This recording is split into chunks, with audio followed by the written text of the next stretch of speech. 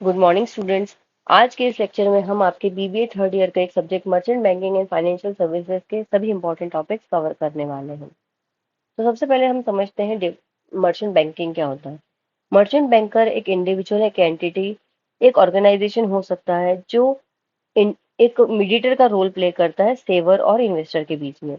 हम डेफिनेशन से समझते हैं, merchant banking is a service offered by merchant banks to their customer where they provide professional financial advice, fund raising and loan services to large corporation in exchange for a fee. बड़े organisations को banking facilities के अलावा professional financial advice, fund किस तरह से raise करना है, loan services किस तरह से अवेल करना है, ये सभी सर्विसेज एक नॉमिनल फी के बदले मर्चेंट बैंकर्स प्रोवाइड करते हैं लार्ज कॉर्पोरेशंस को। ठीक है, हम पढ़ते हैं अब nature, scope and objectives of merchant banking. अगर आपको एग्जाम में नेचर या स्कोप या ऑब्जेक्टिव इन तीनों में से कुछ भी आ जाए तो आप ये सभी पॉइंट्स उसमें कवर कर सकते हैं। सबसे पहला जो है एडवाइजरी सर्विसेज। मर्चेंट बैंकर है वो एडवाइस प्रोवाइड करता है, एडवाइजरी सर्विसेज प्रोवाइड करता है अपने क्लाइंट्स को। किस तरह के एडवाइजरी सर्विसेज? फाइनेंशियल मैनेजमेंट किस तरह से करना है, ठीक है, फाइनेंस को किस तरह से अवेल करना है, लीगल इश्यूज अगर कुछ है तो उनको किस तरह से हैंडल करना है ना, एक तरह के एडवाइसेस प्रोवाइड करते हैं अपने लार्ज क्लाइंट्स को। देन है स्टॉक ब्रोकर। जो बड़े कॉरपोरेशन होते हैं उनके उनके सिक्योरिटीज को किस तरह से मैनेज करना है, buying and selling of securities को किस तरह से मैनेज करना है अपने क्लाइंट्स के बिहाफ पर, और बदले में वो उनसे कुछ ब्रोकरेज चार्ज करते हैं।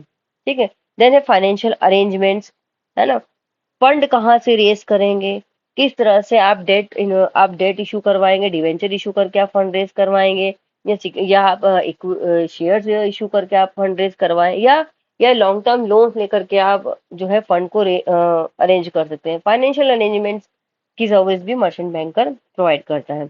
देन है आपका प्रोजेक्ट फाइनेंसिंग। जो बड़े बड़े प्रोजेक्ट्स होते हैं, इंफ्रास्ट्रक्चर के प्रोजेक्ट्स होते हैं, जैसे पावर प्लांट हो गया, या एयरपोर्ट्स हो गया, या हाईवेज हो गया, है ना, या अगर कोई अदर बड़े वेंचर्स हैं उनके लिए जो है मर्चेंट बैंकर जो है प्रोजेक्ट के ऊपर फाइनेंसिंग अवेल करवाते हैं अपने लार्ज कस्टमर्स को। देन है आपका इशू मैनेजमेंट। इशू मैनेजमेंट यानी आपका जो आईपीओ अगर आपको लेकर के आना है, इनिशियल पब्लिक ऑफरिंग करनी है ना, या आपको किस तरह से फंड रेज करना है, बेसिकली फंड किस तरह से रेज करना है अपने कस्टमर से, ये इशू मैनेजमेंट में मर्चेंट बैंक प्रोवाइड करता है। देन है आपका फॉरेन करेंसी लोन। अगर आपको फॉरेन से, है ना, विदेशी मुद्राओं का अगर आपको लोन लेना है तो विदेशी मुद्रा से आप मुद्रा में किस तरह से आप लोन फैसिलिटी प्राप्त कर सकते हैं, ये फैसिलिटी भी मर्चेंट बैंकर आपको प्रोवाइड करता है। देन है आपका वेल्थ मैनेजमेंट, है ना, धन प्रबंधन। धन प्रबंधन किस तरह से, धन प्रबंधन की सेवाएं आप ले सकते हैं, धन को किस तरह से बनाए रख सकते हैं, पोर्टफोलियो को किस तरह से मैनेज कर सकते हैं, रियल स्टेट स्टेट को किस तरह से, स्टेट की किस तरह से प्लानिंग कर सकते हैं, है ना, स्टेट प्लानिंग जिसको आप बोलते हैं, टैक्स ऑप्टिमाइजेशन, टैक्स को किस तरह से कम पे कर सकते हैं, ये सभी सर्विसेज जो है आपको वेल्थ मैनेजमेंट में मर्चेंट बैंकर प्रोवाइड करता है। देन आपको लीजिंग सर्विसेज। अगर आपको कोई असेट लीज पर लेना है ना, बस किस तरह से आप उस असेट को लीज पर ले सकते हैं, है ना, तो वो सर्विस भी आपको मर्चेंट बैंकर प्रोवाइड करता है। देन हम पढ़ते हैं role of merchant banking industry in IPO. जैसा मैंने अभी बताया, आईपीओ यानी initial public offering. Initial public offering में जैसे किसी ऑर्गेनाइजेशन को फंड रेज करना है, पैसा जुटाना है, धन जुटाना है पब्लिक से, तो वो किस तरह से जुटा सकता है, उसको भी वो सर्विस भी मर्चेंट बैंकर प्रोवाइड करता है। तो सबसे पहली जो मैनेजमेंट है वो डेब्ट और इक्विटी ऑफरिंग्स का जो है मर्चेंट बैंकर करता है। सबसे पहला पॉइंट है आपका management of debt and equity offerings. कौन से इंस्ट्रूमेंट डिजाइन होंगे, उन इश्यूज का प्राइस क्या होगा, है ना, उनके रजिस्ट्रेशन कैसे होंगे, अंडरराइटिंग सपोर्ट किस तरह से मिलेगा, उन इश्यूज की मार्केटिंग किस तरह से होगी। यानी कि मान लीजिए अगर आप कोई शेयर लॉन्च करना चाह रहे हैं, कोई आईपीओ लेके आना चाह रहे हैं, तो आईपीओ अगर आप लेकर के आ रहे हैं तो वो किस तरह से उनको डेट या इक्विटी ऑफरिंग्स करेंगे, मतलब आप डिवेंचर इशू करके आप लेके आएंगे फंड, या इक्विटी शेयर से आप क्या करेंगे, फंड रेज करेंगे। उनको रेस करने के लिए आप किस तरह से इंस्ट्रूमेंट की डिजाइनिंग करेंगे, किस तरह से उसका प्राइसिंग रखेंगे, किस तरह से उसका रजिस्ट्रेशन करवाएंगे, उसकी लिस्टिंग किस तरह से होगी, उसका मार्केटिंग किस तरह से होगा, ये सभी मैनेजमेंट जो है वो मर्चेंट बैंकर करता है। देन है डिस्ट्रीब्यूशन ऑफ सिक्योरिटीज। सिक्योरिटीज को किस तरह से आप डिस्ट्रीब्यूट करेंगे, फिक्स डिपॉजिट्स में करेंगे, म्यूचुअल फंड्स में करेंगे, कमर्शियल पेपर्स में करेंगे, इक्विटी शेयर्स में करेंगे, या डेट इंस्ट्रूमेंट्स या डिबेंचर जैसे कन्वर्टिबल नॉन कन्वर्टिबल डिबेंचर्स में आप जो है सिक्योरिटीज को डिस्ट्रीब्यूट करेंगे, है ना। तीसरा जो रोल है वो है आपका कॉर्पोरेट एडवाइजर का। ठीक है। कॉर्पोरेट एडवाइजरिंग में जो है कैपिटल स्ट्रक्चरिंग किस तरह से करना है, कितना डेट रखना है, कितना इक्विटी रखना है। ठीक है। और दूसरा वो अल्टरनेटिव सोर्सेस है ना, रीफाइनेंस के अल्टरनेटिव सोर्सेस को ढूंढना कि और कहाँ कहाँ से आप फंड को रेज कर सकते हैं जो आपको बेस्ट और चीपर रेट पर मिल जाए। ठीक है। अगर आपकी कोई यूनिट है वो कमजोर हो गई है तो उसको आपको उसको टर्न अराउंड करना है, या उसको आपको वापस से रिहेबिलाइट करना है, या उसकी पुनर्स्थापना करनी है ना। सिक यूनिट को अगर आपको बंद करना है या आपको उसको फिर से रीडिजाइनिंग करना है, रिवाइवल करना है इसको, ये सभी एडवाइजर कॉर्पोरेट एडवाइजरी में जो है मर्चेंट बैंकर अपने कस्टमर्स को प्रोवाइड करते हैं। देन है प्रोजेक्ट एडवाइजरी सर्विसेज। प्रोजेक्ट से रिलेटेड सर्विसेज जो है वो मर्चेंट बैंकर प्रोवाइड करता है ना। सबसे पहले जैसे अगर कोई प्रोजेक्ट है, किसी प्रोजेक्ट के संबंध में मर्चेंट बैंकर्स उस प्रोजेक्ट के को अलग अलग स्टेजेस पर हेल्प करता है कि शुरुआत में उनको अलग अलग आइडियाज देते हैं कि वो किस तरह से उसकी वैलिडिटी को जांच सकते हैं कि अगर अब वो प्रोजेक्ट को वो ले रहे हैं, उस प्रोजेक्ट पे काम करना चाह रहे हैं तो वो फीजिबल है या नहीं है, उसको जो वो आइडिया वो लेकर के आए वो कितना आगे तक जा सकता है ना। वो आगे उनको ये फैसिलिटी प्रोवाइड करते हैं कि किस तरह से उस प्रोजेक्ट को वो आगे बढ़ा सकते हैं, आगे क्या क्या उनको जरूरत लगेगी, कौन कौन से लीगल एस्पेक्ट्स पर उनको काम करना पड़ेगा, कौन कौन से फाइनेंशियल एस्पेक्ट पर काम करना पड़ेगा, ये सर्विस भी मर्चेंट बैंकर प्रोवाइड करता है। देन है providing venture capital. Merchant bankers अपने क्लाइंट्स को उनकी नई और इनोवेटिव स्ट्रेटेजीज के लिए वेंचर कैपिटल फाइनेंस भी देते हैं। ठीक है। तो ये जो है मेजर रोल है आपके मर्चेंट बैंकिंग इंडस्ट्री के इनिशियल पब्लिक ऑफरिंग आईपीओ में। आगे चलते हैं regulation mechanism of merchant banking activities. किस तरह का रेगुलेशन होना चाहिए, किस तरह से जो मर्चेंट बैंकिंग एक्टिविटीज का मैकेनिज्म होता है वो हम अब आगे पढ़ रहे हैं। सबसे पहले licensing and registration. Merchant banks को अ, आमतौर पर जितने भी उनकी रिक्वायरमेंट होती है उनके licence registration financially regulatory authorities से करवानी जरूरी होती है। ये लाइसेंसेस जो होते हैं वो मर्चेंट बैंकर को अलाउ करते हैं कि वो इस इंडस्ट्री में आगे अदर अदर एक्टिविटीज में पार्टिसिपेट कर पाए। ठीक है। देन है capital adequacy requirement. Merchant bank जो है वो ये सुनिश्चित करते हैं कि जो पूंजी है, जो कैपिटल है, वो पर्याप्त रहे, है ना। उसको उसको पर्याप्त करने के लिए अगर वो कहाँ कहाँ से फंड को रेस कर सकते हैं, उनके जो लॉसेस है वो कितने हो सकते हैं, और कौन कौन सी एक्टिविटीज है जो उन कैपिटल को एडिक्वेट करने में, कैपिटल को पर्याप्त करने में सपोर्ट करती है। ठीक है। देन है प्रूडेंशियल रेगुलेशंस। प्रूडेंशियल रेगुलेशंस में ये आमतौर पर जोखिम प्रबंधन है ना, रिस्क मैनेजमेंट को देखते हैं, इंटरनल कंट्रोल्स करते हैं, है ना। आगे गवर्नमेंट स्टैंडर्ड्स को देखते हैं, लिक्विडिटी को मैनेज किस तरह से किया जाए, ये सभी चीजें प्रूडेंशियल रेगुलेशन में मर्चेंट बैंक करते हैं। देन है आपका कंप्लायंस एंड रिपोर्टिंग ऑब्लिगेशंस। जितने भी रूल्स रेगुलेशंस बने हुए हैं, जितने भी नियम बने हुए हैं, उन नियमों के आधार पर ही मर्चेंट बैंकिंग एक्टिविटीज आगे अपने दायित्वों को पालन कर सकती हैं। ठीक है। उनके जितनी भी कंप्लायंस है वो जैसे एंटी मनी लॉन्ड्रिंग हो गई या केवाईसी हो गया, ये सभी चीजों का अनुपालन करना एक मर्चेंट बैंकिंग एक्टिविटी में होना जरूरी है। इन चारों एक्टिविटीज को कंप्लाई करने के बाद ही, पूरा करने के बाद ही एक मर्चेंट इंडस्ट्री, एक मर्चेंट बैंकिंग कंपनी है वो अपने सर्विसेज प्रोवाइड कर सकती है अपने कस्टमर्स को। ठीक है। देन हम पढ़ते हैं आगे code of conduct. Code of conduct में आप पढ़ेंगे कि कौन कौन सी ऐसी इंपॉर्टेंट चीजें हैं जो एक मर्चेंट बैंकर को ध्यान में रखनी होती है अपने कस्टमर्स के लिए। तो सबसे पहला, must maintain ethical and fair practices. जितने भी मर्चेंट बैंकर हैं उनको एथिकल और फेयर प्रैक्टिस करना जरूरी है। कुछ भी धांधली या कुछ भी झूठ या कुछ भी गलत चीजें अपने कस्टमर को नहीं प्रोवाइड करनी है। Second, must consistently provide excellent services. एक मर्चेंट बैंकर अपने कस्टमर को एक्सीलेंट बेस्ट सर्विसेज प्रोवाइड कर पाए, यही उनकी कोशिश होनी चाहिए। देन है, must not to do anything that could harm the interest of the merchant banker. उन्हें ऐसा कोई काम नहीं करना चाहिए जो किसी कस्टमर को जो दायित्व है, जो इंटरेस्ट है, उसको खराब कर सके। ठीक है। देन है, must always give the most suitable guidance to the clients based on requirement. जितनी भी कस्टमर्स हैं उनको बेस्ट और उनकी जो सिचुएशन है उनसे जो सुटेबल गाइडलाइंस है, गाइडेंस है, वो उन्हें वो प्रोवाइड कर सकें। देन है, not allowed to share any confidential information about their client. अपने क्लाइंट से किसी भी कॉन्फिडेंशियल चीज को, किसी भी कॉन्फिडेंशियल बात को, किसी भी कॉन्फिडेंशियल डॉक्यूमेंट्स को जो मर्चेंट बैंकर है वो लीक नहीं करे, हमेशा उसे कॉन्फिडेंशियल रखना चाहिए।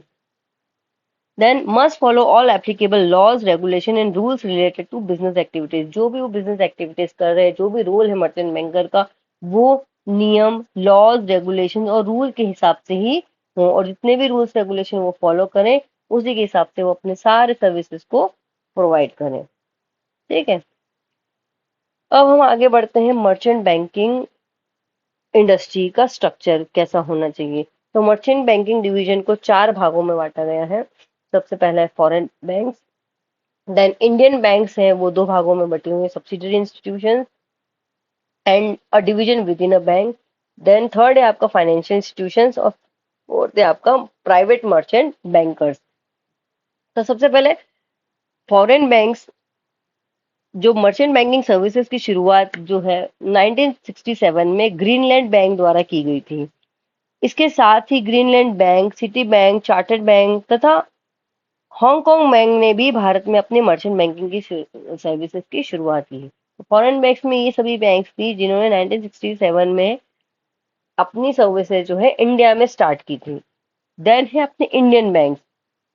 इंडियन बैंक्स में अपने स्टेट बैंक ऑफ इंडिया ने शुरुआत की फर्स्ट मर्चेंट बैंकिंग सर्विसेज की। देन धीरे धीरे Punjab National Bank, Bank of Baroda, UCO Bank, Central Bank of India, ये अदर बैंक्स ने भी अपनी मर्चेंट बैंकिंग सर्विसेज स्टार्ट की। देन है आपका फाइनेंशियल इंस्टीट्यूशन।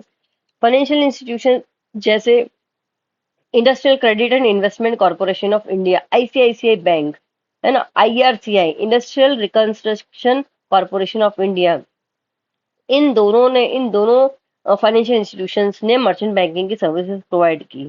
ठीक है।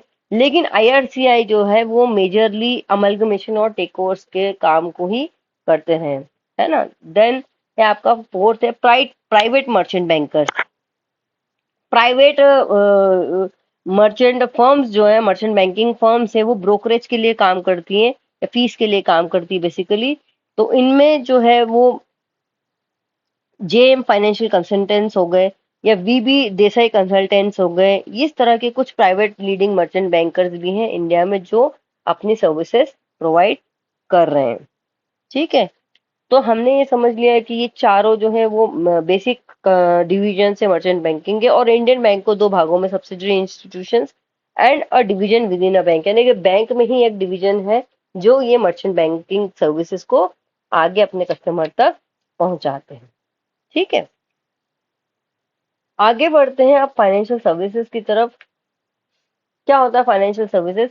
तो financial services involve the process of collecting funds from many savers and making them available to those in need, particularly corporate customers. Various institutions offer financial services such as banks, investment companies, leasing companies, etc.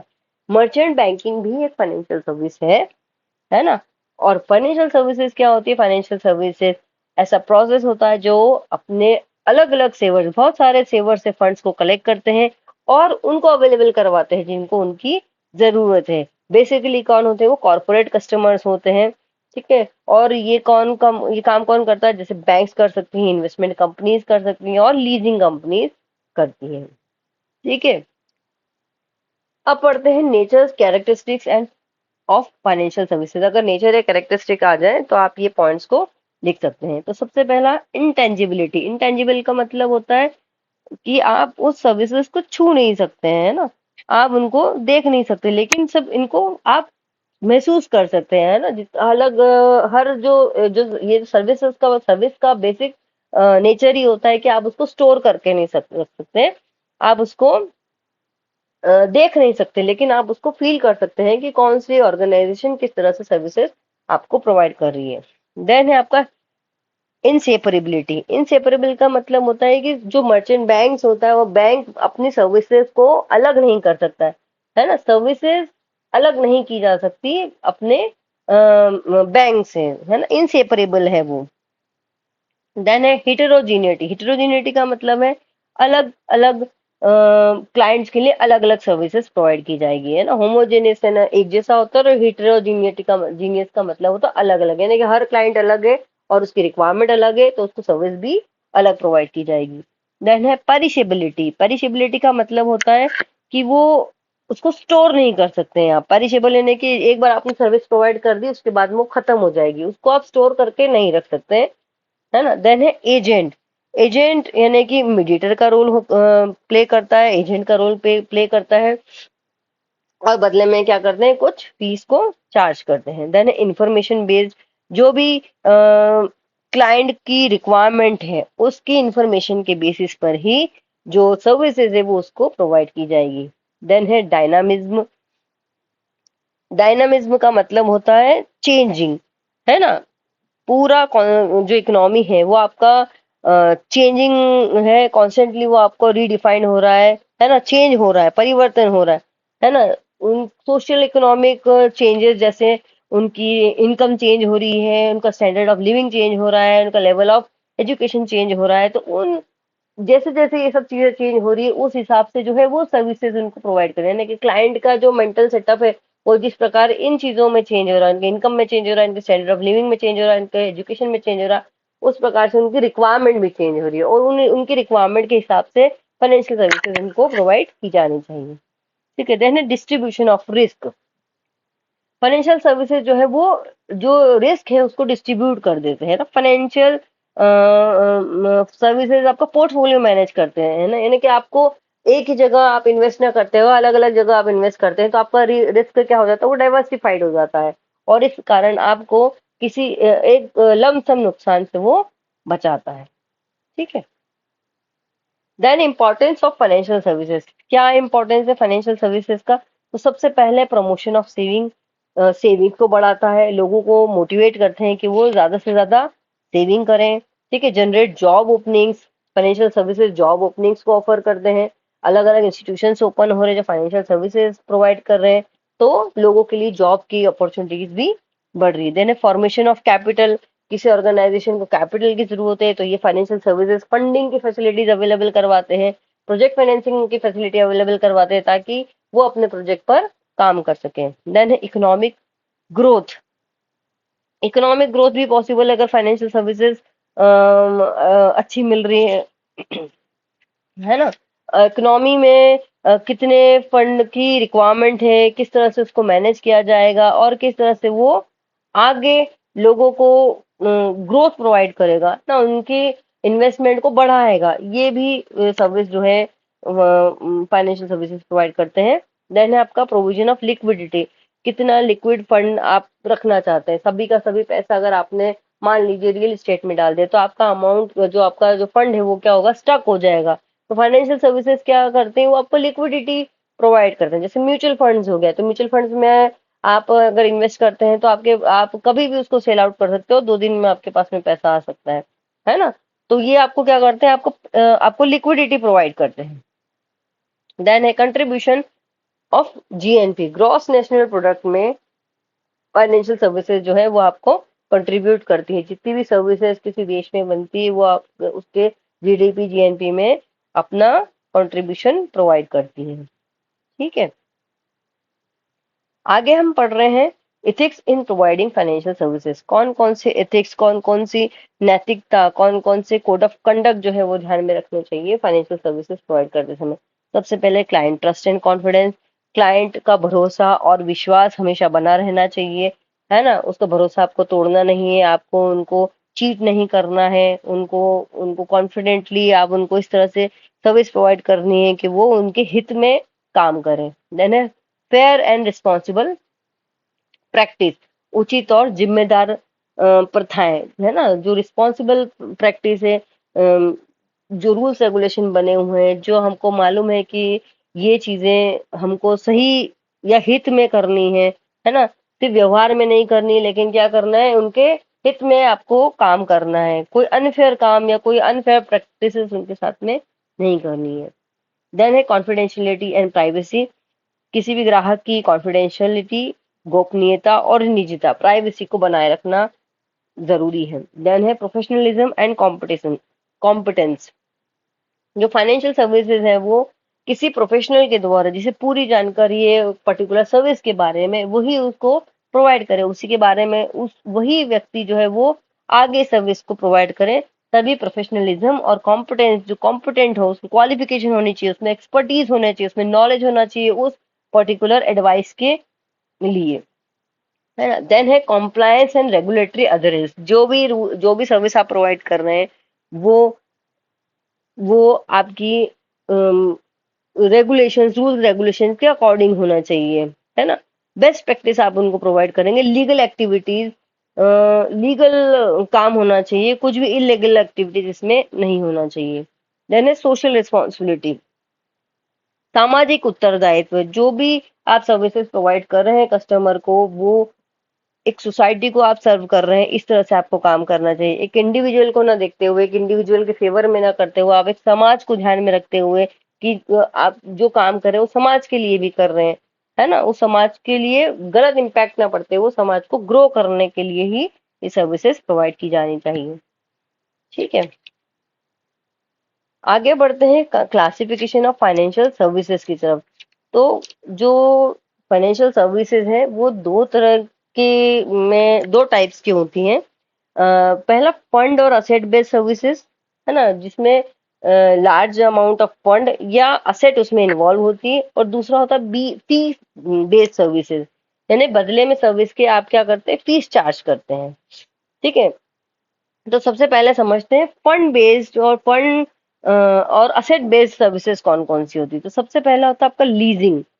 ठीक है, तो leasing क्या होता है? Leasing एक contractual agreement होता है जिसमें किसी असेट की ऑनरशिप रखने वाले जो लोग होते हैं वो निश्चित समय अवधि के लिए, निश्चित समय के लिए अपने असेट को उपयोग करने के लिए वो उसे देते हैं, और बदले में क्या करते हैं, बदले में वो उससे कुछ रेंट या कुछ अमाउंट जो है वो उनसे चार्ज करते हैं।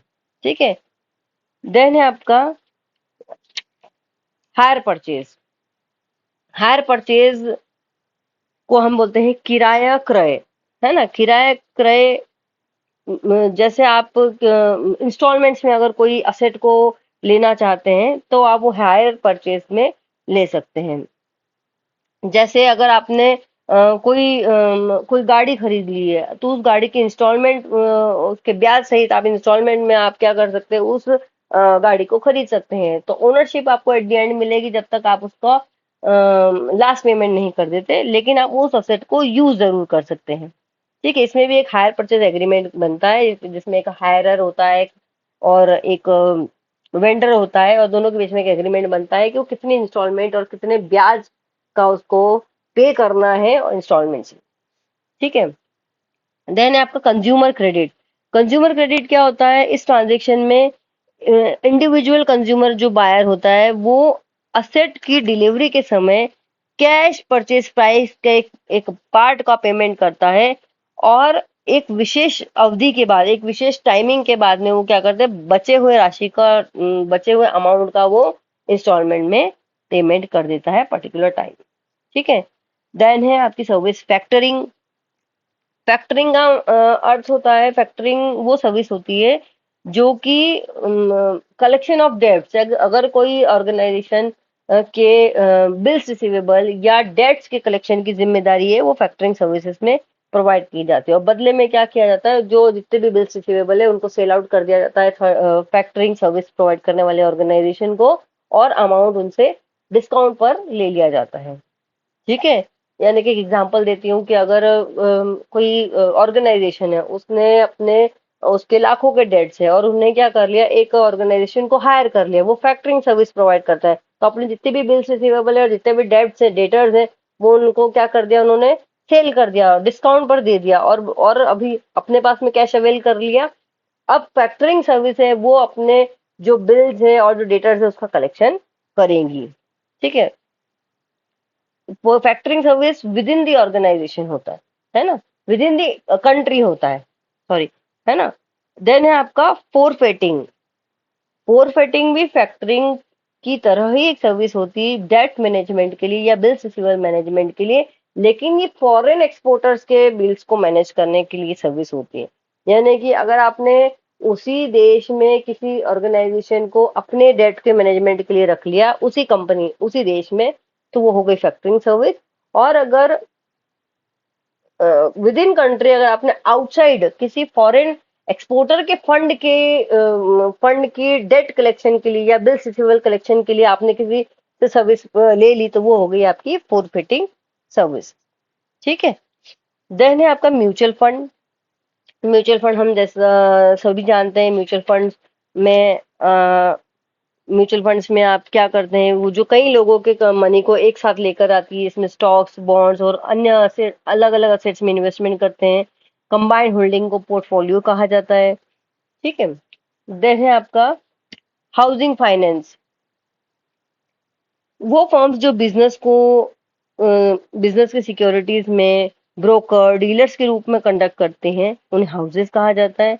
ये हाउसेज अलग अलग रेट पर या फिक्स रेट पर फाइनेंस प्रोवाइड करते हैं, और फाइनेंस के नियमों का पालन करके होम बायर्स को फाइनेंस प्रोवाइड करने के लिए बैंक्स और अदर लेंडर्स के बीच से कंपटीशन का प्लानिंग करते हुए हाउसिंग फाइनेंस वैरायटी में फंड्स प्रोवाइड करता है अपने कस्टमर्स को। इन केस, इन शॉर्ट हम ये समझ सकते हैं कि जो फर्म्स ब्रोकर या डीलर्स का काम करते हैं सिक्योरिटीज को मैनेजमेंट के लिए, है ना, शेयर्स के मैनेजमेंट के लिए, यानी कि अगर आपको कुछ शेयर्स खरीदना है या बेचना है, तो बीच में जो मीडिएटर का रोल प्ले करते हैं वो हाउसिंग फाइनेंस करते हैं। और वो क्या करते हैं, वो ब्रोकरेज लेते हैं और बदले में, और आपके शेयर्स को खरीदने बेचने का वो काम करते हैं। ठीक है, जैसे इंश्योरेंस सर्विसेज, अपने रिस्क को कवर करने के लिए, लॉसेस को कवर करने के लिए, और एक पर्टिकुलर इवेंट के होने के बाद कंपनसेशन पे करने के लिए जो सर्विसेज प्रोवाइड की जाती है, वो उन्हें इंश्योरेंस सर्विसेज कहते हैं। ठीक है, तो ये सर्विस भी फाइनेंशियल सर्विसेज प्रोवाइड की जाती है असेट बेस्ड सर्विस में। ठीक है, देन है आपका फी बेस्ड सर्विसेज। कौन सी ऐसी सर्विसेज जो फीस बेस्ड होती है ना। तो सबसे पहले होता है मर्चेंट बैंकिंग।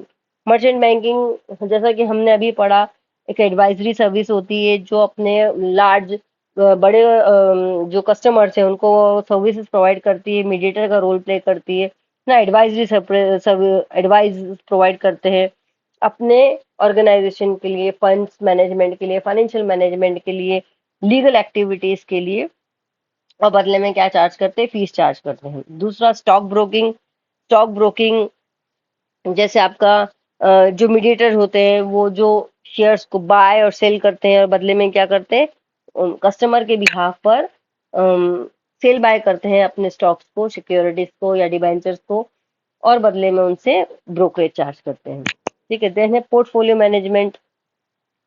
किसी इंडिविजुअल को कहाँ कहाँ किस तरह से इन्वेस्ट करना है ना, उसके रिस्क को किस तरह से डाइवर्सिफाइड करना है कि कम से कम रिस्क में उसको मैक्सिमम प्रॉफिट हो, तो ये काम भी फाइनेंशियल सर्विसेज में फी बेस्ड पर होता है। ठीक है, देन है क्रेडिट रेटिंग।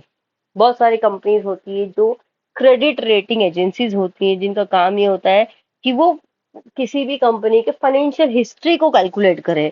वो कैलकुलेट करें कि उनकी जो करंट असेट्स कितनी है, कितना प्रॉफिट वो कमा रही है, उस कंपनी की क्रेडिट रेटिंग क्या है, क्रेडिबिलिटी क्या है, अगर वो फंडिंग ले रहे हैं तो उन्होंने कब कब रिटर्न पे कर दिया है ना।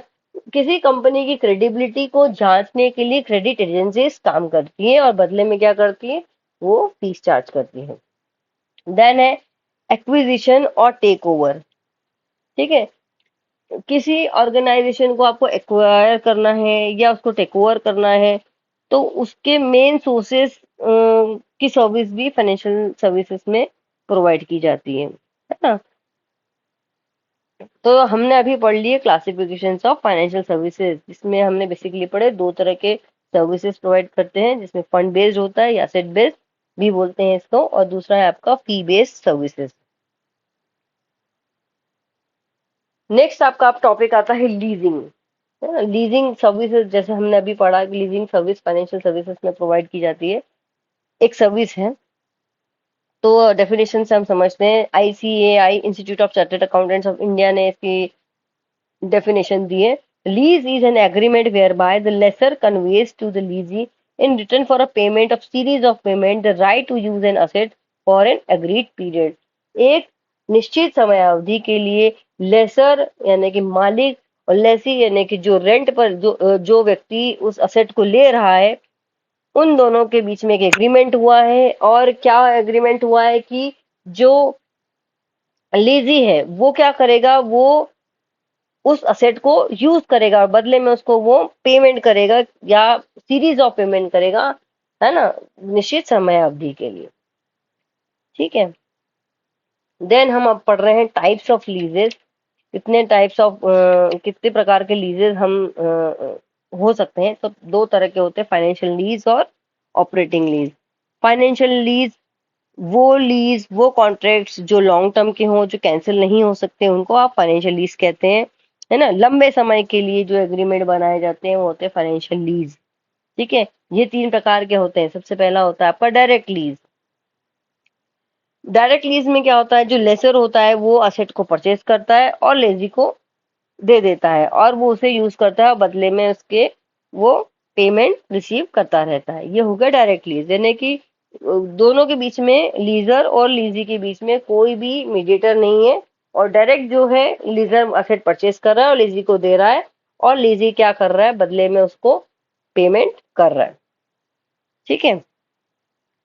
डायरेक्ट लीजिंग के अंतर्गत हम ये जान सकते हैं कि एक फर्म को अधिकार प्राप्त होता है कि वो सीधे मैन्युफैक्चर से असेट को परचेज कर ले। मतलब डायरेक्ट लीज में क्या कर रहा है, वो मैन्युफैक्चर से परचेज कर रहा है और लीजी को दे रहा है। बीच में कोई भी मीडिएटर नहीं है। दूसरा है आपका लिवरेज लीज। लिवरेज लीज का मतलब ये होता है कि कुछ पार्ट जो है वो लेजर ने परचेज किया है और कुछ क्या करा है, कुछ फाइनेंस करवाया है ना, कुछ लेंडर से फाइनेंस करवाया है और फाइनेंशियल इंस्टीट्यूशन से फाइनेंस करवाया है, और वो पूरा असेट फिर क्या किया गया है, फिर लेजर को दिया गया है यूज करने के लिए। ठीक है। देन है आपका सेल एंड लीज बैक। तो सेल एंड लीज बैक में क्या होगा कि एक लीज एग्रीमेंट के अंतर्गत लेसर को असेट, लीजी जो होता है वो लेसर को असेट बेचता है और बदले में ओनर को फिर से वो असेट लीज पर दे देता है।